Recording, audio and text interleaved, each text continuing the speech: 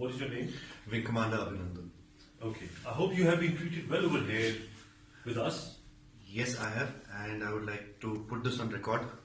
And I will not change my statement if I go back to my country also. The officers of the Pakistani army have looked after me very well. They are thorough gentlemen, starting from the captain who rescued me from the mob and from his from his soldiers, and thereafter the officers into the unit which I was taken to. Okay. This is what I would expect my army to behave as, and I'm very impressed by the Pakistani army. Okay, wonderful. So, Wing Commander, you hail from which place in India? Am I supposed to tell you this, Major? I'm sorry. I'm from down south. You're from down south? Yeah. Okay. And are you married? Yes, I am. You're married? Yes. Okay. I hope you like the tea. The tea is fantastic. Thank you. Okay. And now coming over to some specifics. Which aircraft you were flying? I'm sorry, Major.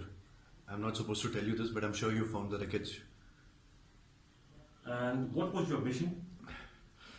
I'm sorry, I'm not supposed to tell you this. Okay.